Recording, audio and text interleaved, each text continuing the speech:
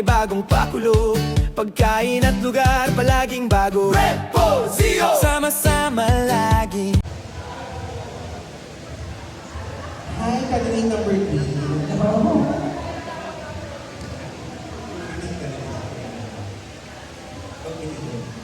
So congratulations in the top 10 finalists. So are you ready for your hashtag? Okay. Excuse me. Okay. Just pick your hashtag number.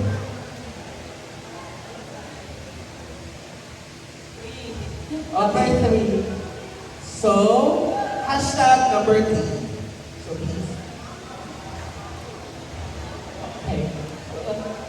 Ang ating pong top 10, ating pong girly hashtag ay wala pong time. Okay. Alright, thank you so much for the panel of judges for picking me as one of your semi-finalists. So, I picked the hashtag poverty. So, ladies and gentlemen, and in this when we say poverty, this is very rampant nowadays, especially that is because of our government.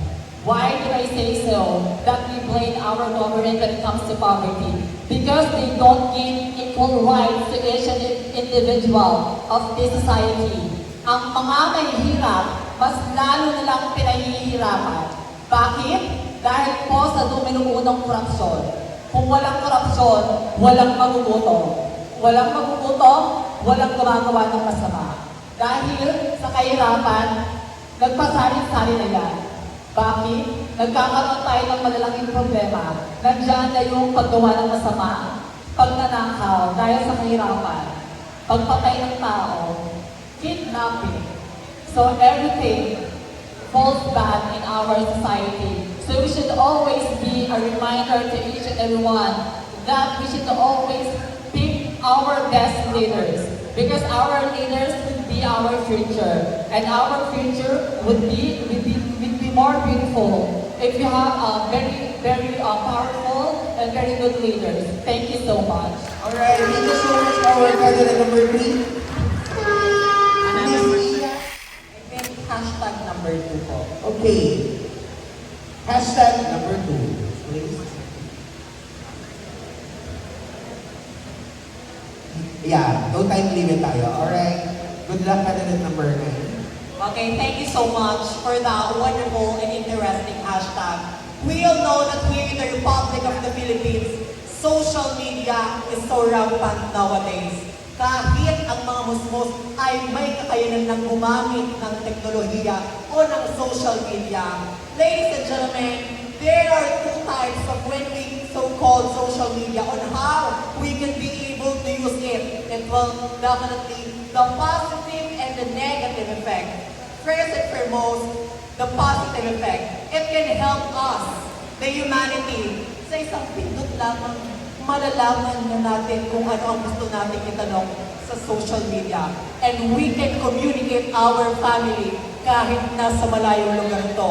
But then again, kapag may positibo, natural, may negatibo. And the negative part of using social media is simply what we call bullying in social media. Why? Because ladies and gentlemen, kahit ako po na public can influence a lot of people, ako po ay binubuli sa social media. People will say, kapag napanood po nila ang Q&A ko sa Facebook, hindi naman magaling yan sa question and answer. Puro punchline lang yan. And that is simply bullying. What we can need to do to solve that problem is simply spread kindness to each and every single individual and educate a lot of people, especially the youngest generation, kung sa atin po nagsisimula at itinuturo natin sa mga bata kung paano gagamitin ng tama, maayos at positibong pamamaraan ang social media. Well, then definitely all of us will know how to use social media. Thank you. Thank you. Our candidate number 9, Ms. Iwan. Next candidate is candidate number 10. Ms. Lina Carmen Luna.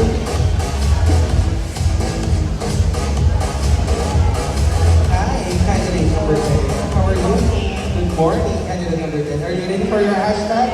Okay. Pick your hashtag number 2. Alright, so hashtag number 10. Alright, good luck. Ladies and gentlemen, in this era nowadays, where we are being challenged in our loyalty as a Filipino citizen, many people are asking their kapwa Pilipino, magsistay ka pa rin ba sa Pilipinas? Kaysa, dahil sa mga nararanasan natin, there are a lot of corruptions. There are a lot of things going on in our environment. And sometimes as Filipino, we are thinking and we are being test our loyalty to our own country. But I believe, as a person who lives and was born in the Philippines, we have to always remember that we have to show our voice and to be the captain of change to our society. Because I believe, even there's a lot of things or bad things going on in the society, we have to still show our loyalty to our countrymen. Because I believe that change is only in our hand. We have to vote for someone who has a plan, someone who has solutions to every problem that we're facing, so that we don't need to question our loyalty to our own countrymen. I believe it's valid when sometimes you question yourself, because sometimes we want best for ourselves. We want in a different country so that we have a better future. But always remember, as Filipino, kailangan natin lumapit. Kailangan natin asahan ang bawat isa. At kailangan natin maging loyal dito sa bansang Pilipinas.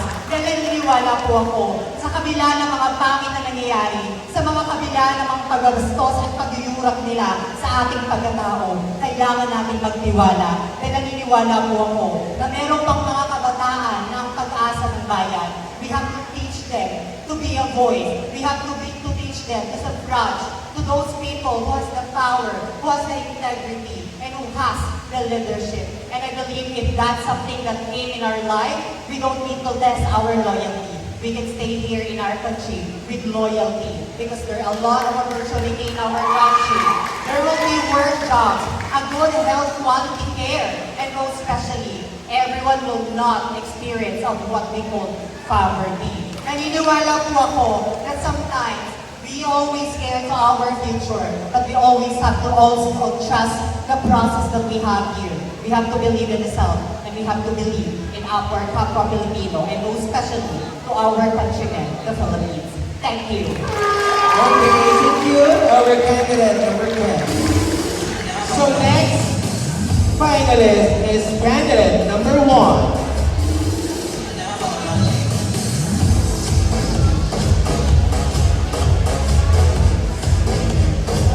Candidate number 1. Hello. Kinabahan ako bigla. Papabasa ko na lang. Alright, candidate number 1. Are you ready? I don't have any choice but yes, Alright. I am ready. Pick your hashtag number.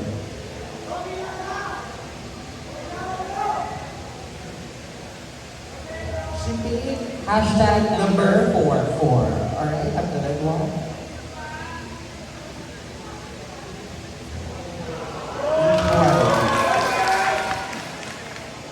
First and foremost, once again, good morning, judges. When we say equality, it is given a privilege to each and every one of us, especially as part of LGBT. We're always asking for it. We are perceiving always asking for it. But sometimes does we deserve to have equality if each one of us are not equal to understand our each differences?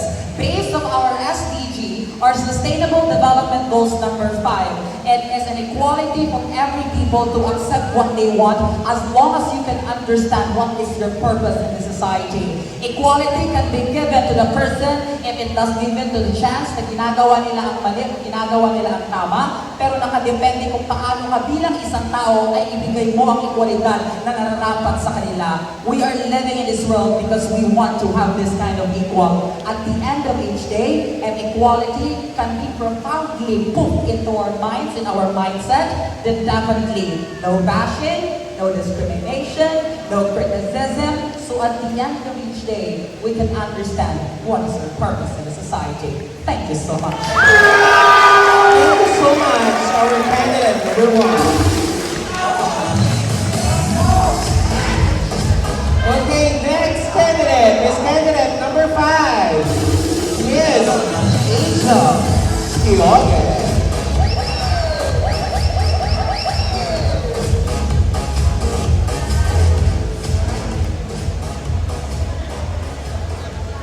Hi, candidate number 5. Hello as well. Yeah. So, pick your hashtag number. Kami, So, she picked hashtag number 7. nahiramin ko yung papasok ko sa'yo. Velvet yan. Good luck. Thank you very much for that intriguing but quite tough hashtag. Ladies and gentlemen, on my existence as a teacher, I believe that words or hashtags are trending words that has relevant on our societal matters, societal issues, or even on our personal things. Ladies and gentlemen, those hashtags are simple words. And when we say simple words, words are the smallest form of language. Language are the one that delivers the message on what it is all about. Ladies and gentlemen, same-sex marriage. When I was still 16 years old, I have a partner in life. But my partner in life died when we're supposed to be on our 12th anniversary. And it doesn't matter if I am broken or not. But what matters most is that I am still here fighting for the word equality, fairness, and love. Ladies and gentlemen, in the LGBT community, even if not all people will agree about me, I agree with same-sex marriage because I think it is timely and relevant for us gays to feel that we are belonging in this society without discrimination, intimidation, neglection, and other things that can discriminate our lives being a transgender or even an LGBT community. Why, ladies and gentlemen? After Angelo died,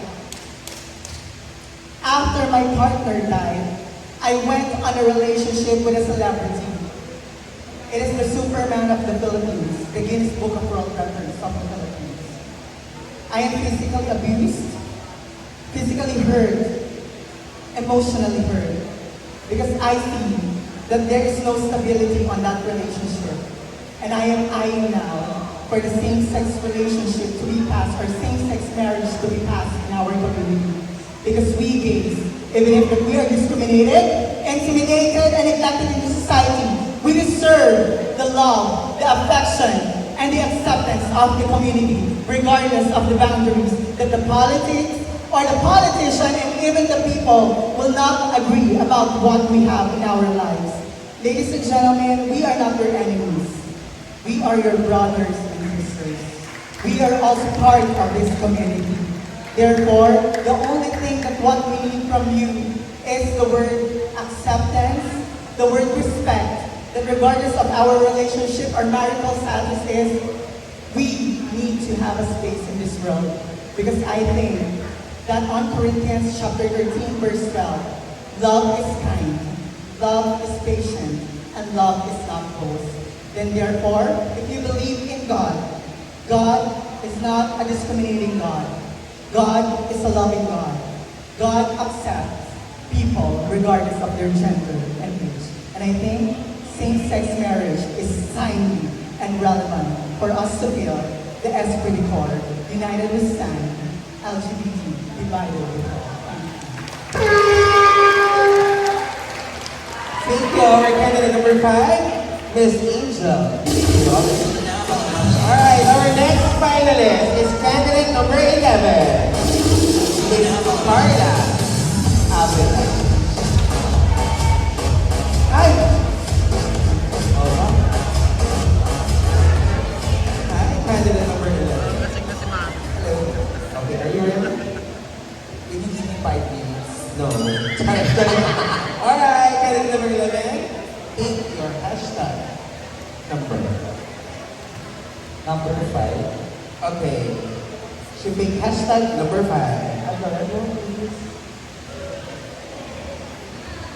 Your hashtag is criticism. Good luck. Well, something relate for the part of LGBT, the hashtag criticism.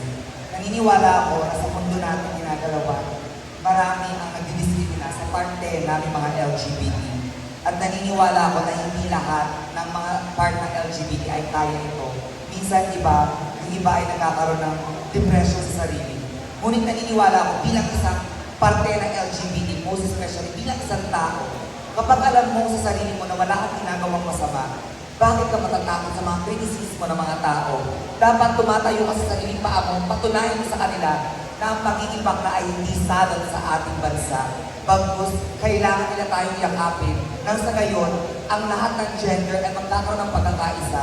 Kaya nagkakaroon ng problema dito sa ating bansa dahil sa kritisismo na naniniwala sila kung ano ang nakasaad sa Biblia. But then and again, ako ay tumatayo bilang isang tao na lumalaban ng patas sa buhay at pinapakita ko, na pinapatunayan ko na hindi ako dapat pwede maliitin lamang at hindi lamang ako bakla lamang. Hindi man ako nakatapos ng pag-aaral, hindi man ako teacher by profession, pero teacher ako by my own experience. At i-experience ko, at ituturo ko ang mga experience ko sa mga taong na-encounter ko na hindi naniniwala na ang bakla ay dapat tanggapin. But then and again, we should always think, pare-parehas tayong tao, pare-parehas tayong uminom ng tubig, pare-parehas tayong kumakain. Dapat pantay-pantay ang tingin lamang sa atin. Dahil ang dapat natin kritisismo ay ang problema sa ating bayan, hindi na ang kasarian natin. Maraming salamat po. Our candidate number 11 is Carla Avila. Alright, our next finalist is candidate number 8, Ms. Samar Luzini Carter. Hi, candidate number 8. Are you ready for your Yes, I hashtag? am. Okay, pick your hashtag number. One. Alright, she picked hashtag number 1. At Lego. Alright, your hashtag is climate change. Good luck. Thank you very much. It is important for me to use this word to inform everyone, for us to be socially aware. That is what is happening in our country. Maybe we are thinking about corruption. Maybe we are thinking about tax silica. However, how we ever think about the environment that's actually helping us when we are experiencing typhoon, when we are experiencing disaster. It is a high time for us to be socially aware and to be aware of this issue, that we should always take importance of taking care of Mother Earth. After all, nasisira na natin ang ating kalikasan dahil paano mo sasabihin sa isang dahon ng rosas na ito ay hitik sa buma kung patuloy mong sinisira at tinatapunan ng basura. Tandaan natin ang sinabi nga ng karamihan na kung anong tinapon mo, babalik sa'yo. Marapat lamang na ang ating inang kalikasan ay bigyan tayo ng isang napakalaking importansya o napakalaking layunin. Pinapakita sa atin ang inang kalikasan na bumabaha na nahihirapan na tayo, na lumulubog tayo sa isang baha na hindi natin gusto. Marapat lamang na tayong mga Pilipino, umilos tayo.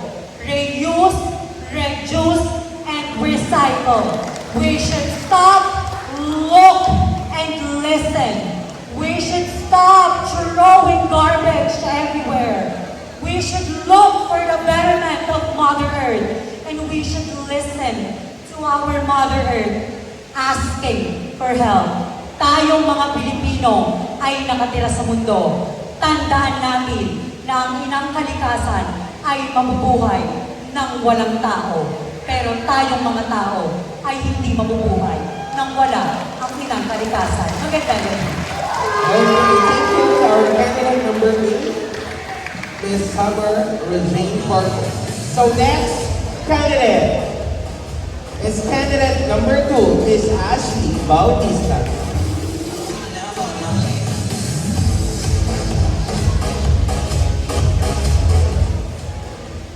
Hello, candidate number 2. Hi. Hi. So are you ready for your hashtag? Okay. Speak. Okay. She picked hashtag number 6. At the level. hashtag is education.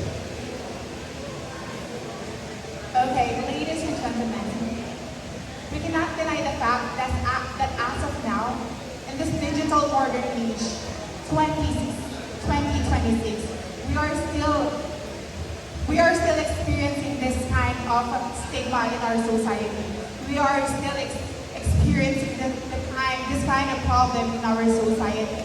The lack of education to our youth, the lack of education for the community, not just us being not educated, but many people here in the Philippines are educationally lacking. But ladies and gentlemen, I believe in the near future, if we come to think of this, we are human beings, we are rational thinker, and we should always put in our mind that this kind of problems is all the way from our superiority of the government, and that is the politics. If we are a better Filipino, we should vote the right leaders for us to have the better community. I believe that we have the knife in our hand to stop this problem, to stop the community problem that we are experiencing right now. If you want to be a better Philippines, therefore, you have to be a better Filipino. Thank you. Okay, thank you, our candidate number 2, Ms. Ashley Bautista. So next candidate is candidate number 12, Ms. Arcee Salva.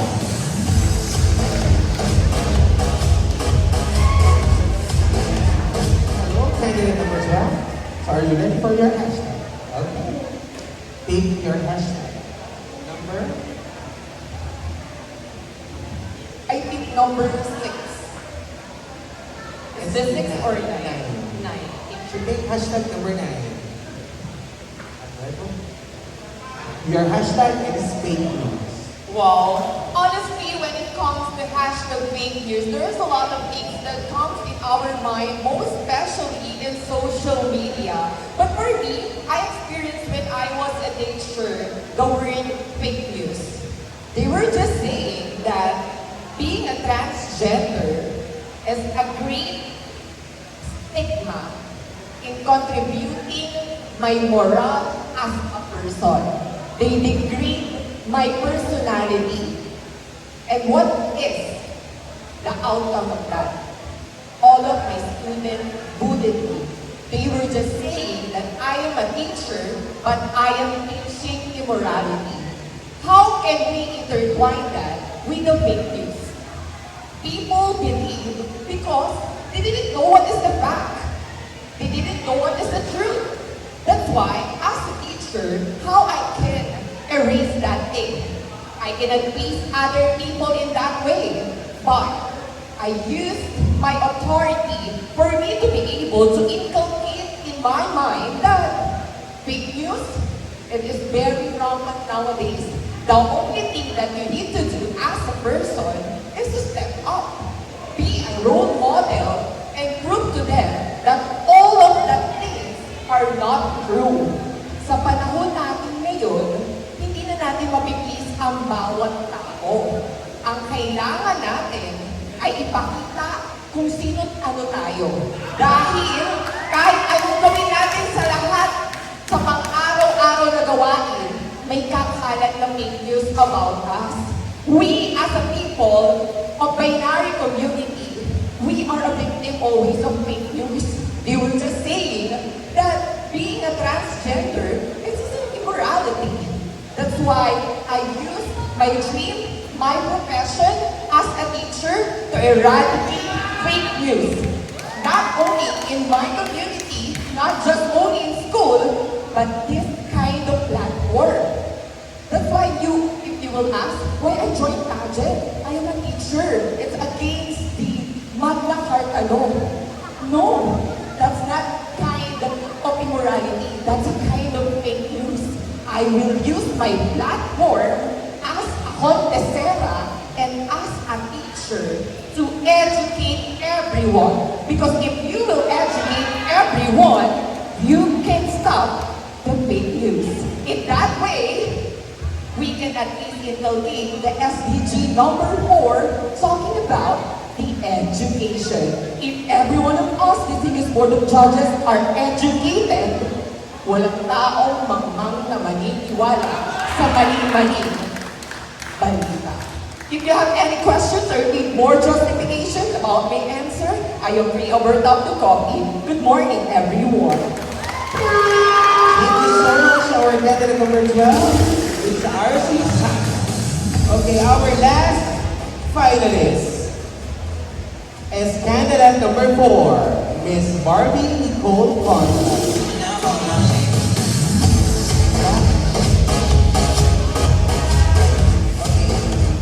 So, pick your hashtag number. Your hashtag number is number 8. At talaga? Your hashtag is love wins. Ladies, gentlemen, and in between, I am definitely willing to express, not to impress the panel board of judges, nor all the people here. Ngayon po, ang hashtag na napunta sa akin ay ang hashtag LoveWins.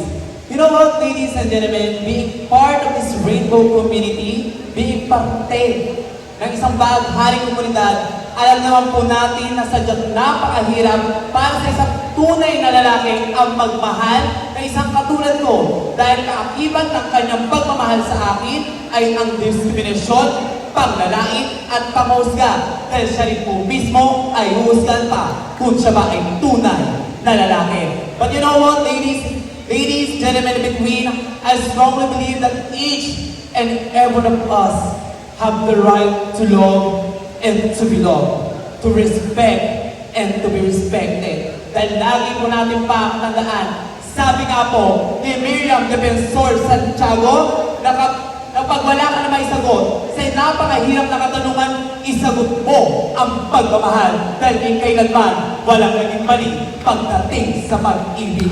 Kayo po mismong mga hurado ang aking tatanungin, mali po ba ang pagmamahal? Sir? Ma'am? Mali po ba ang pagmamahal? Sir? Ma'am? Sir? Therefore, I already answered the given question. Thank you. Alright, thank you so much. Our last finalist, candidate number 4. There you have it, ladies and gentlemen. Our top 10 finalists.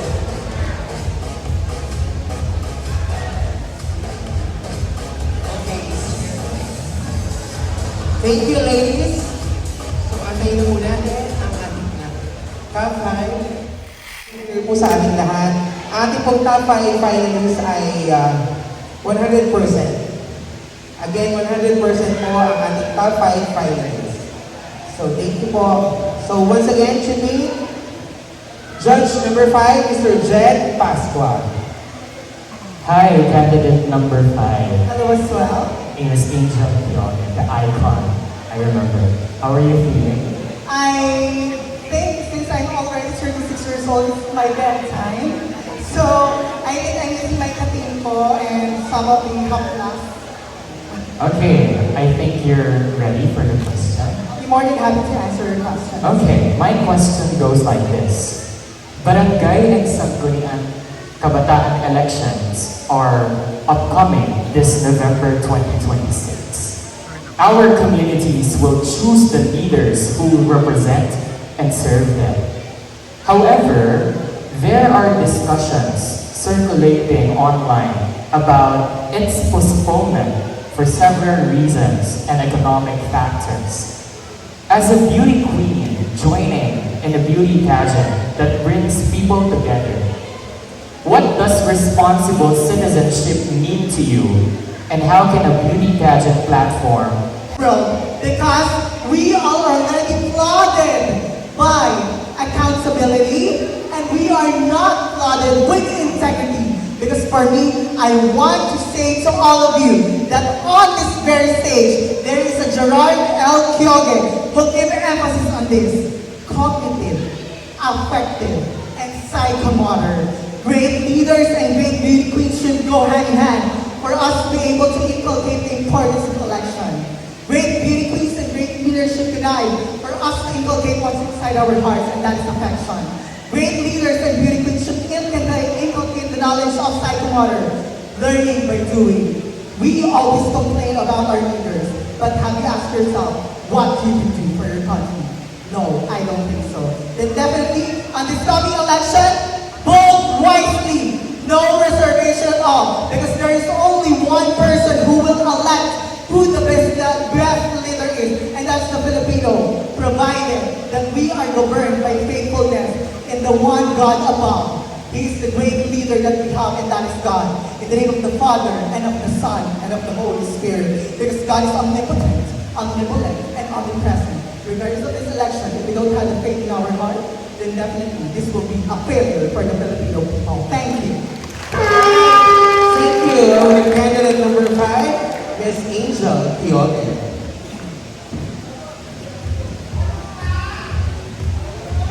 Okay, our next finalist is candidate number 1. Alright. Candidate number 1, pick your judge.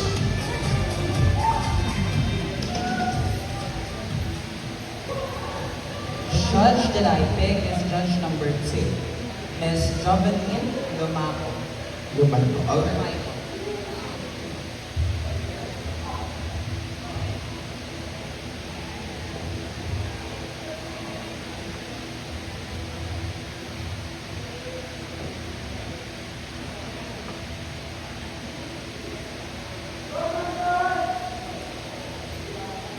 Good morning, Brianna. Good morning. How are you, ma'am? I'm very Good to antok. know. Very antok na. Alright, this is my question for you. Beauty eventually change as we grow old. What quality do you have that you believe will remain beautiful throughout your life? Repeat ko. Tagalogin ko na lang. Ay, okay. Repeat ko ha. Beauty eventually change as we grow old. What quality do you have that you believe will remain beautiful throughout your life? Thank you so much for that heartwarming question, ma'am. To be honest, yes, it is undeniably true that we're getting older, our beauty fades. But the beauty fades in a way that it will fade gracefully. But you know what? Talking about the qualities that can be changed in myself even though I grow older, that still in me, that can still be in this position, is my authenticity. That best qualities that I have that no one can change about it. Mawala man ang kagandahan ko, mawala man ang kagwapuhan ko, pag ang authenticity na meron ako ay hindi yan mawawala kahit ako pa ay mamatay sa aking pinatatayuan ngayon. Because I always believe if you have the authenticity, every people would appreciate, every people would understand what is your purpose, every people would ignite that you're a good person, and no matter what it is, bata ka man, matanda ka man, mawala man ang kung ano-ano man sa iyo, kahit makalimutan mo ang pinakamaliliit na bagay, kahit makalimutan mo na ikaw ang pinakamaganda sa buong mundo, kahit mawala yan, kung ikaw ay totoo sa iyong sarili, then definitely, no one can change that. Because at the end of each day, I would like to put in this society the mindset of everyone. Wala ka namang pakialam sa kung ano ang gustong gawin ng iba. Mawala man ang kagandahan nila, pero ikaw sa sarili mo bilang isang tao, kung alam mo at paano ipaintindi kung gaano ka katotoo sa iyong sarili, hindi sila magpukasyon kung ano man ang problema meron sa iyo. Because at the end of the day, this has always been my answer in this kind of quote. We are living in this world to nurture life and not to put any negativities. Thank you so much. Thank you. Our candidate number 1 is Brianna Isabella Apostol. So let's proceed to our next finalist. Is candidate number 1, Miss RC Simon. Ebulando. Shout out po. Hi, candidate number 1. your judge.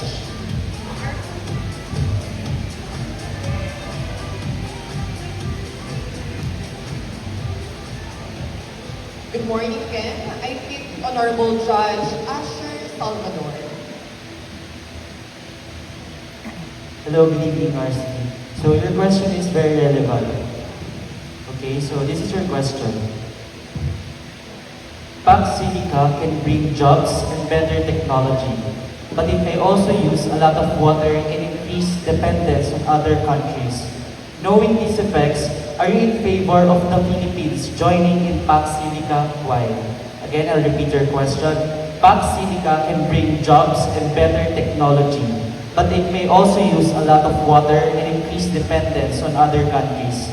Knowing these effects, are you in favor of the Philippines joining Pax Silica? Why?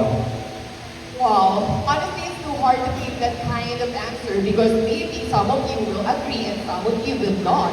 But for me, let's scrutinize every part of the question for us to be able to be aware what is Pax Silica.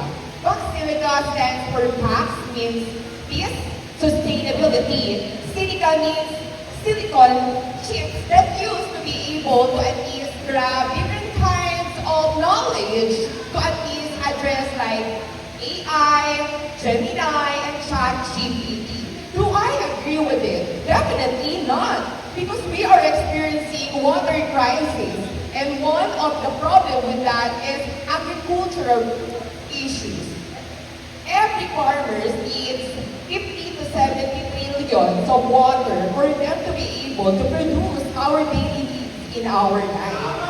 However, Pax Silica needs 500 to 700 of trillions of water to generate information if the people or a human need an information.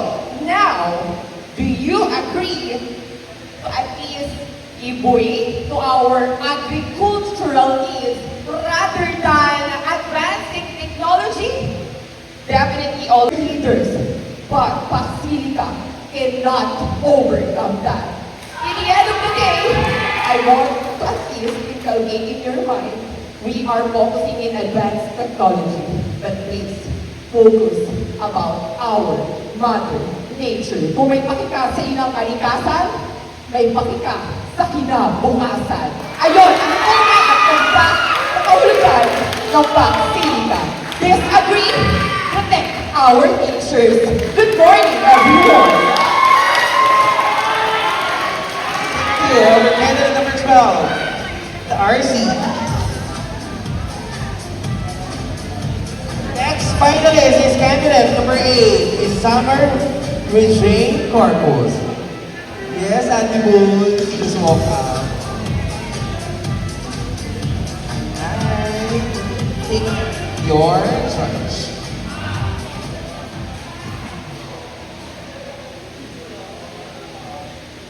Judge number 1. Judge number 1, Mr. Red Jude Ka. Hello, candidate number 8. Magandang umaga po. Okay, you're so beautiful. Sobra. Okay, so this question is also relevant at this time. So I believe you're aware of what is happening in our country. So my question is, do you think credentials and achievements of a person is still relevant for you to run as a politician here in the Philippines? Again, do you think credentials and achievements are still relevant at this time here if you will be running as a politician here in the Philippines? Why or why not? Good evening, ladies and gentlemen. Good evening, people. I believe, ladies and gentlemen, that here in the Philippines, we actually have the requirements for someone who can run for presidency, for someone who can run from election. It's actually a requirement that a person or a Filipino who is living in the Philippines for 10 years, a Filipino who can read and write. I believe that we Filipinos, kailangan na nating taasan ang requirements sa mga politikong tatakbo dito sa ating bansa. Tandaan natin, sa bansa natin, kapag sikat, feeling ng iba, karapat-dapat. Dito sa bansa natin, kapag mabait, feeling natin, deserve umupo sa bansa natin. But if we will going to understand, sometimes people use fame, people use their no personality to run for election. Ginagamit nila na ay kilala ko, pwede akong tumakbo, sikat ako, kilala ko ng maraming tao. But if we will going to understand, as a Filipino, it is so frustrating that we are being steal by those leaders here in the Philippines just because napapaikot nila ang ating mga ulo. Napapaikot nila tayo. Niloloko tayo. Ninanakawan tayo ng gobyerno.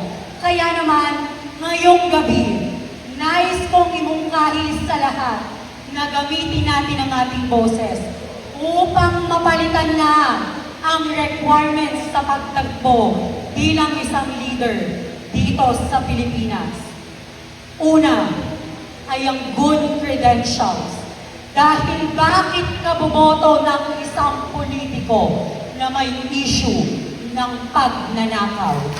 Tandaan natin na kapag ninanakawan ka, ang mga politician ay unti-unting yumayaman habang tayong mga mahirap ay unti-unting lumulubog. Tandaan natin na hindi baha ang magpapalubog sa mahirap, kundi ang mga magnanakaw na politiko. The second credentials or requirements that I want to give is that leader know the laws of the Philippines. Alam niya ba kung paano patakbuhin ang batas ng Pilipinas? Ang tunay na politiko may alam, hindi nagtatanong sa kani-kanilang abogado. The third one is that the politicians should have a strong program that can able to provide this personality, that can able to provide the project that he wants to do in the Philippines. Tandaan natin na kung ang mga politiko ay may kanya-kanyang proyekto, ang Pilipinas ay uunlad at hindi gagamit ng boses para lamang tawagin sila, para lamang sabihin sa kanila na hindi na tama ang ginagawa nila. Kaya naman, kung tayong lahat ay gagamitin natin ang ating kaalaman, gagamitin natin ang ating kaisipan, maaari ng ating gobyerno ay buksan ang kanilang kaalaman na hindi lamang kailangan ng isang politiko ay marunong magsulat at magbasa. Dahil walang saysay ang natutunan mo sa eskwelahan kung magnanakaw ka ng kaban ng bayan. Tandaan natin na sa paparating na eleksyon, tayo ay boboto, hindi bobo tayo. Tandaan natin lahat na dito sa Pilipinas, ang mga politiko ay may kapangyarihan. Ngunit tandaan natin na nasa ating lahat ang pinakamalaking kapangyarihan.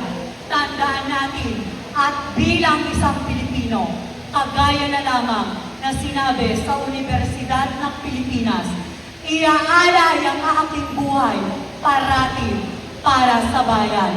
Lagi nating tatandaan na tayong mga Pilipino ay may lakas, may paninindigan, at hindi natin kailangan na umasa sa ating gobyerno, bagkus baguhin na natin ang bulong na sistema.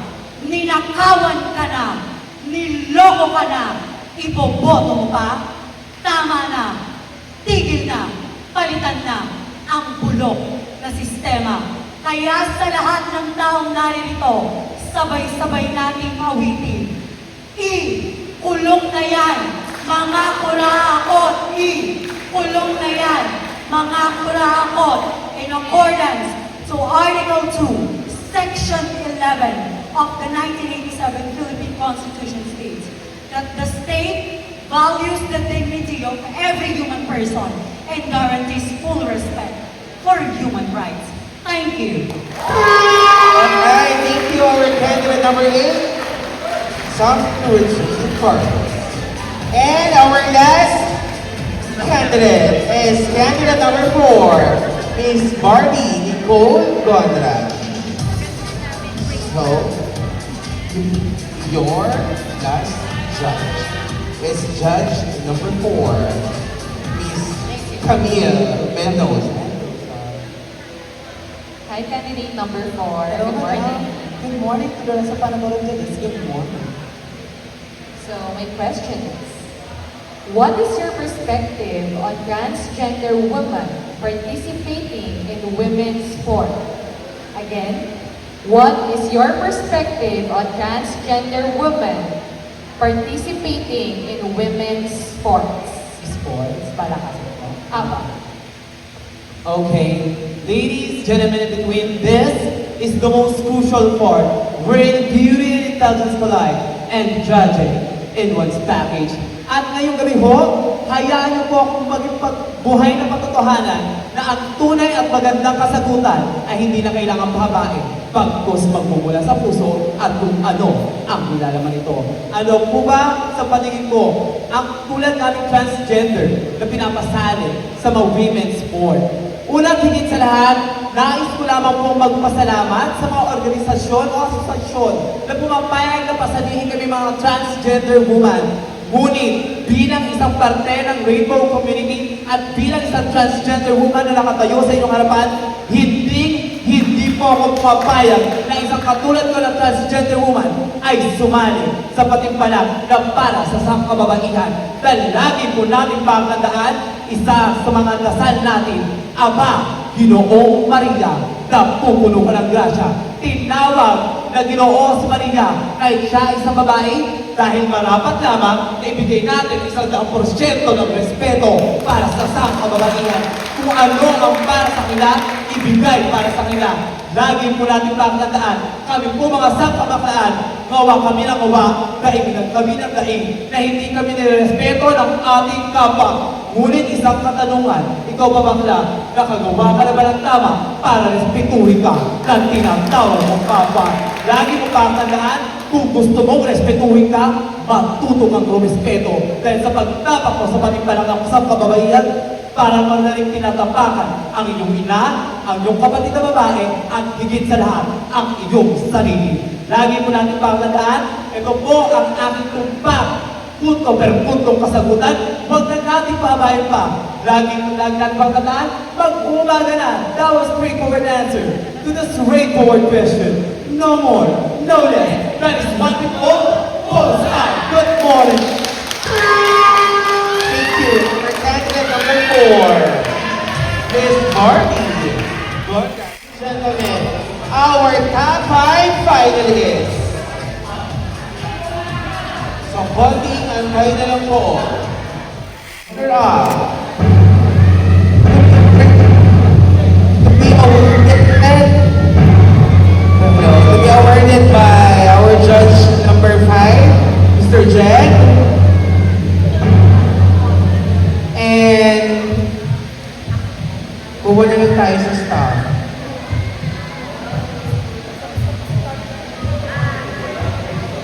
Eh, hindi naman sila, di ba lang yun yung ano sila? Tanggalin mo na.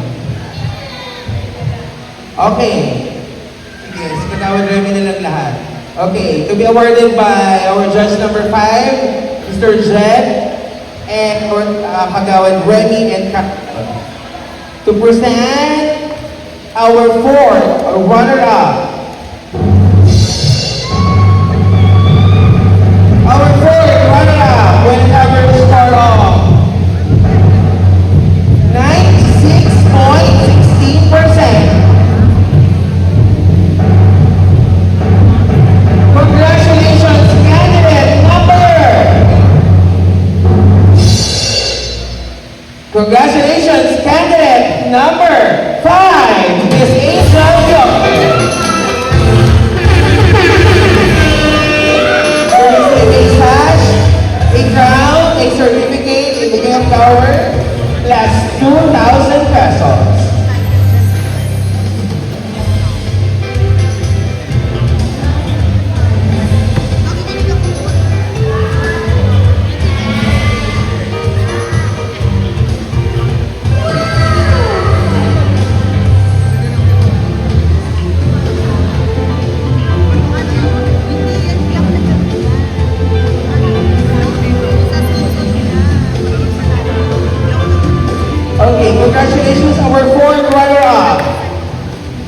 candidate number 5, Miss Angel Fioga.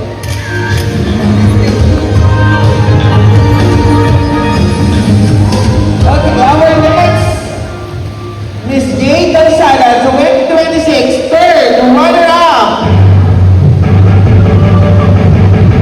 To be awarded by our judge number 1, Mr. Renju Gaha and Kagawad Rani Kanto. Our third runner-up will receive a sash, certificate, a cash, a crown, and bouquet of flowers. Plus, 3,000. Tama ba guys? Jai, 3,000. Alright. Our third runner-up will receive 3,000 pesos. Congratulations! Our third runner-up with an average score of 97.30%.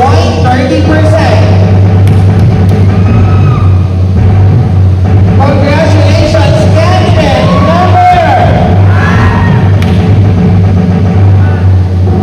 Congratulations, candidate number 1. Laura.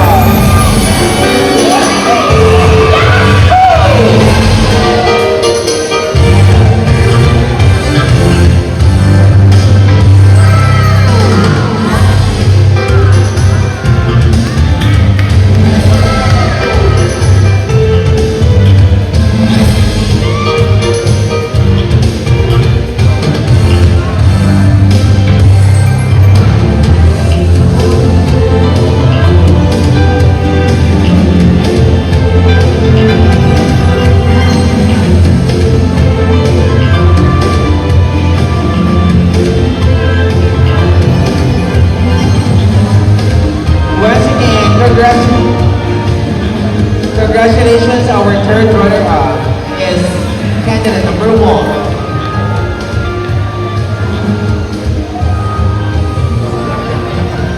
Okay, our next, Miss Jane Calzada, 2026, second runner-up. To be awarded by our judge number 2, Ma'am Joey, and our Kagawad Reni and Kanto. Second runner-up will receive a sash, a crown, a bouquet of flower and certificate plus 5,000 pesos.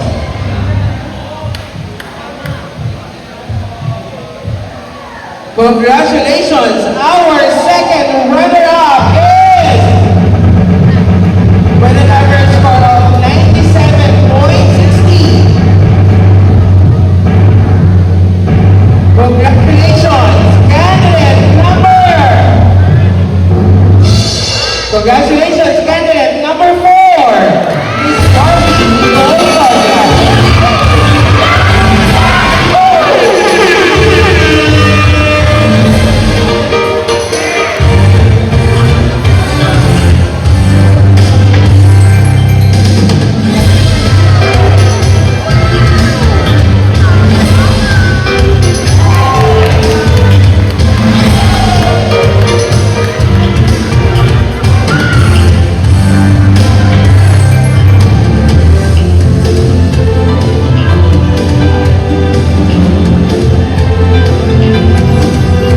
Okay, congratulations.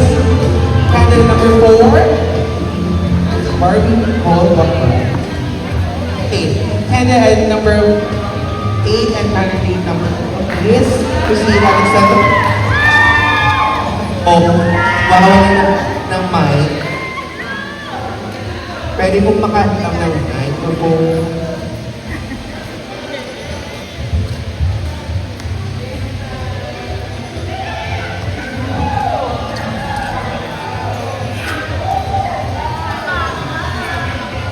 Okay, this is it. So I will announce first our Miss Jane Calzada 2026 title holder. So to be awarded by our first runner-up, may I call on our judge number 3, And for our Miss Gay Calzada 2026 winner is candidate judge number 4, Miss Camille Mendoza. And of course, together with Kagawad Remy and Canto. Our first runner-up will receive 7,000 pesos plus sash, certificate, a crown, and bouquet of flower. And our Miss Gay Calzada 2026 will receive 10,000 pesos plus sash, a crown, a certificate, and a bouquet of flower. Okay, once again, I will announce our Miss Gay Calzada 2026 winner. This is it. Congratulations!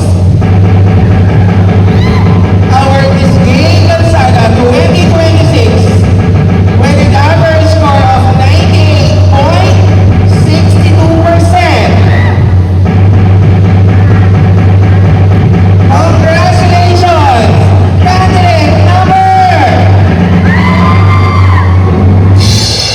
Muli po, maraming salamat po sa inyong lahat. Okay?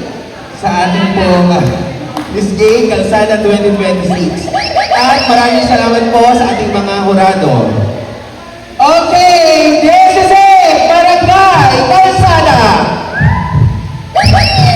Our new Miss Gay Calzada 2026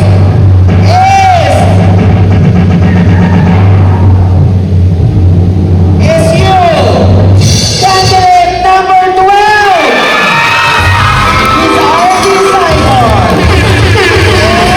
And our first runner-up is Summer Jane Corpus with an average score of 98.20%.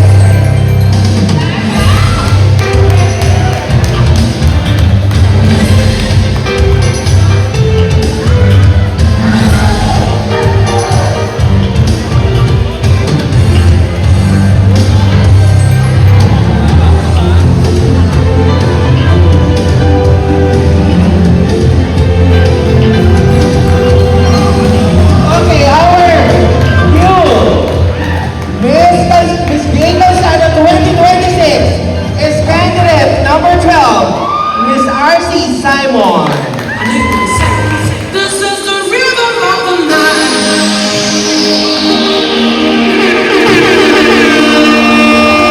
This is the rhythm of the night.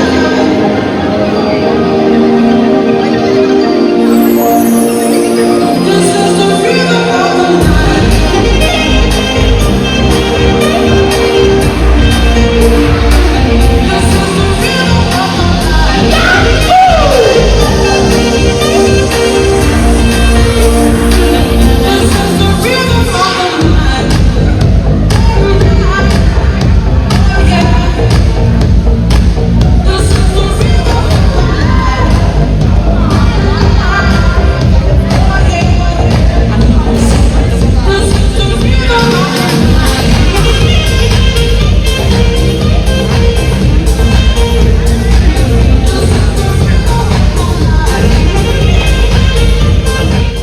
Tapos na yung pageant. Actually, na oras na ba? Inabot na kami ng alas 4 a.m. So, alas 4 na kami nakauwi. Or natapos. And then nakauwi kami ngayon. It's 4:30. So, grabe. Sobrang Actually, in-expect ko naman kasi kapag mga Miss Gay talagang ganyang oras talaga sila natatapos, and in-expect ko na. So, hindi naman ako nagulat. But, nag-enjoy naman, of course. Super enjoy. And, napakahigpit ng laban. Sobra.